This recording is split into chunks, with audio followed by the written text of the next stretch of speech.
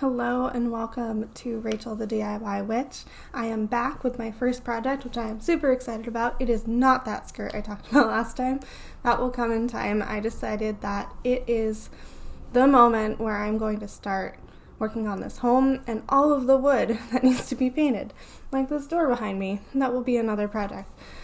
So I decided to jump in with the largest piece of wood in my house other than the kitchen cabinets, which is the bookcase in the living room, which is the center of our home where I love to decorate for the different holidays and pagan events. And really, we sit next to it when we watch TV. I do yoga staring at it.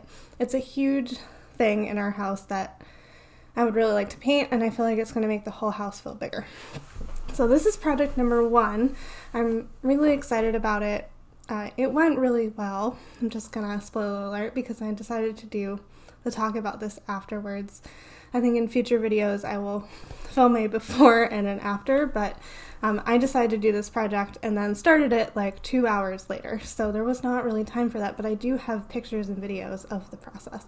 So I did still pull cards, even though I started it right away. I ran right into my office and I grabbed the Everyday Witch deck by Deborah and art by Elisabeth, Alba.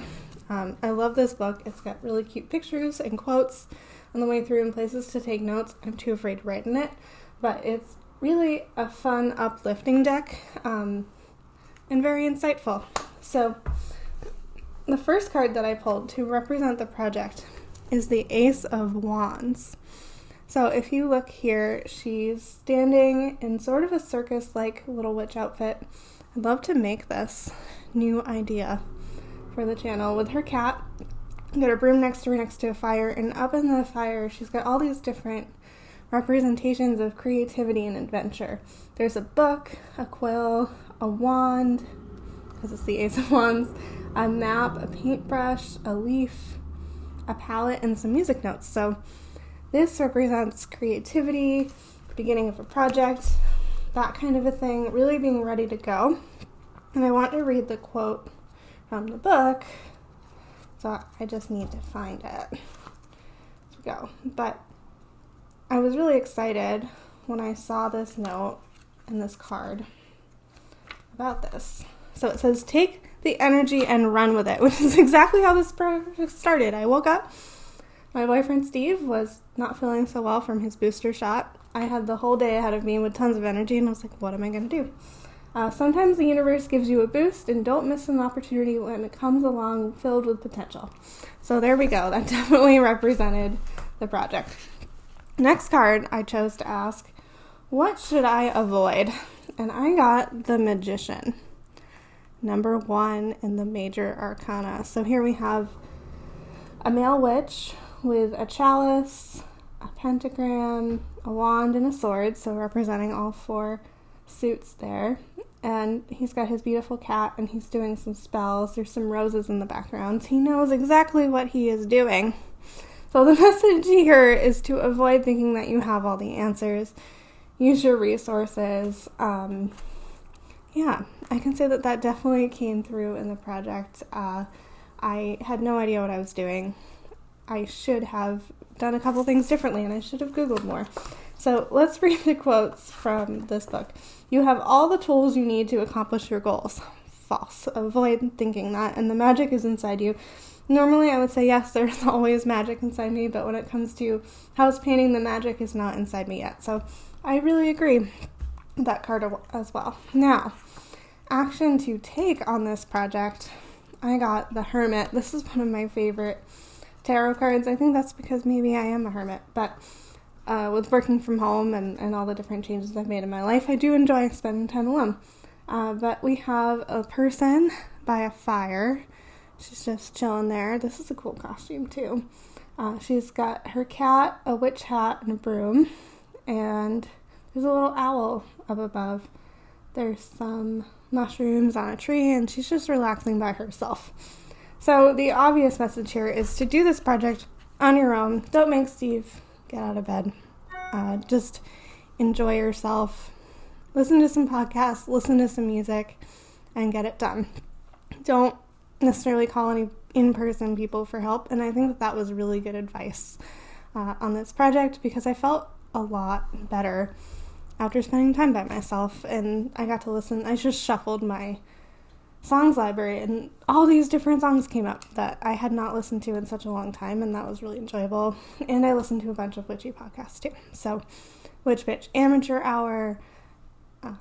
Can't think of any other ones right now. Oh, Magic Monday, because the second day was Monday, which is another wonderful podcast if you haven't heard of those too. So, without further ado, I'm going to voice over some images of my product now, and then I will be back at the end on screen here to send you off. Here we have all of the lovely tools and products that I used. I really recommend the Valspar stain bonding primer that I used. It really seemed to get into those cracks and take care of the wood and make sure that nothing got through, but you do need to make sure it dries overnight. Then the Valspar Ultra protects against scrubbing. We've got a small mini roller there, a brush, and the degreaser to make sure that the paint is going to stick. Here we have what the bookcase looked like before I took everything off. It's very dark. It's like a black hole of the living room, and the AC sticks out really, really badly. And so this is what you look at as soon as you walked into the house or you wake up in the morning, and it just kind of brings you down. The wood is beautiful, but we needed to modernize this for sure. And here are my lovely Halloween decorations. I like the spooky toad. Here is the mess that I made. That was in the living room all week. I did not realize all of that stuff was in the bookcase, which was incredible to find. We love our games, and I also have an obsession with owls, it appears. Alright, after priming, this is what it looked like. I thought the primer was going to cover better than it did. It's very spotty, and it was a pain in the behind to get around the AC. I had to use tiny little thing going on, and at this point I had not figured out how to use the roller yet or decided to paint the brick. And this is what it looked like after one coat of primer.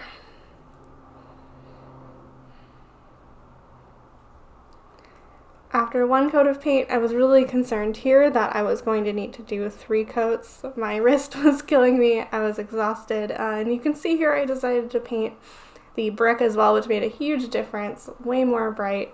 But I was so excited because my living room started to look absolutely stunning and bright and like the storybook cottage I've always wanted it to look like. And so I was motivated at this point to finish, and really hoping that it would work out. I had discovered that I could begin using the roller here, and I was able to roller on this last coat here, which made a huge difference, evened out all the paint marks. So that 4-inch roller, if you can figure out how to use that in tight spaces, is huge.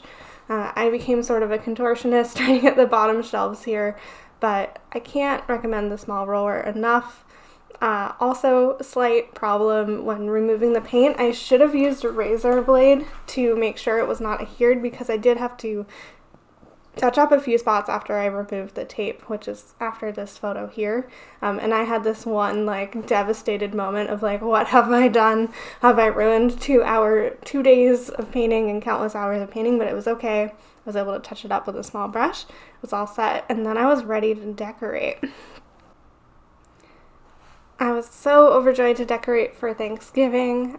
There's 3 turkeys here if you're into finding things, hidden adventures like I Spy. We have countless pine cones and beautiful fall items, and look at how much they pop compared to the before photo. So I'm just so proud of this project, and I absolutely love it, and I'm so excited to decorate for Yule/Christmas.